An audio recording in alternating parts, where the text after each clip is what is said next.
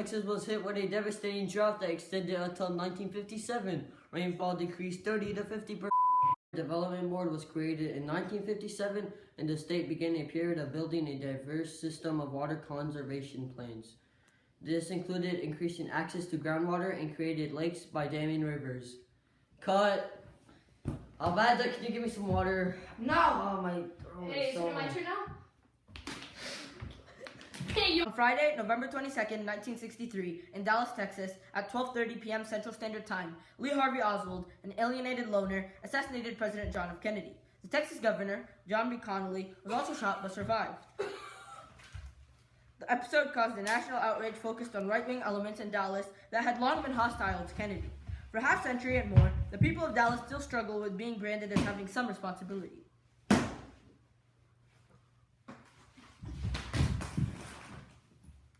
The sixth floor museum at Dealey Plaza, located where the assassin is believed to have fired the shots, has become a historic tourist site.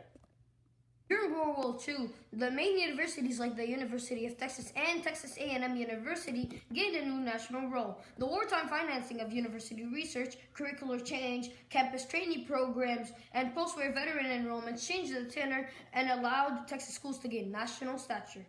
From 1950 and through the... Yes? You have an appointment at 6 a.m. Okay, tell me later. I have with the president and CEO of Toys R yours? No, I only wanted babies of yours. I don't want to talk to him. I'm filing a lawsuit. Okay, move.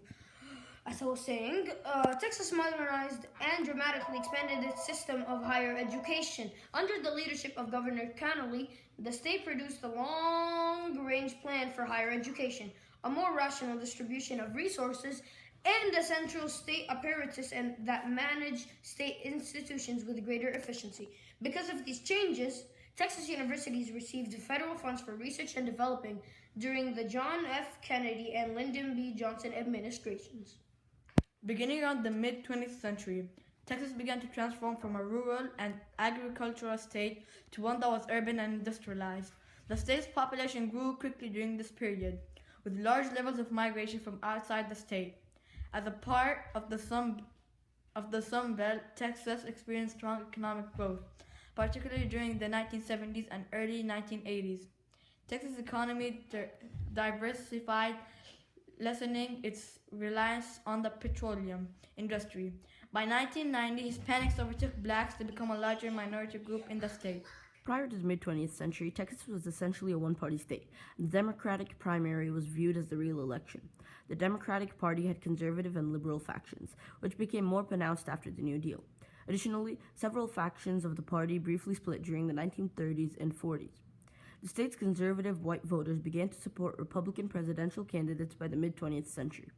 After this period, they supported Republicans for local and state offices as well, and most whites became Republican Party members. The party also attracted some minorities, but many have continued to vote for Democratic candidates.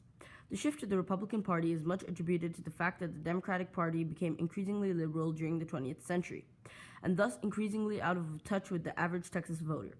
As Texas was always a conservative state, voters switched to the GOP, which now attributed the shift to Republican political consultant Karl Rove, who managed numerous political campaigns in Texas in the 1980s and 90s. Other stated reasons included court-ordered redistricting and the demographic shift in relation to the Sun Belt that favored the Republican Party and conservatism. The 2003 Texas redistricting of congressional districts led by Republican Tom DeLay was called by the New York Times an extreme case of partisan gerrymandering. A group of Democratic legislators, the Texas 11, fled the state in a quorum-busting effort to prevent the legislators from acting, but was unsuccessful. The state had already redistricted following the 2000 census. Despite these efforts, the legislature passed a map heavily in favor of Republicans, based on 2000 data and ignoring the estimated nearly 1 million new residents in the state since that date.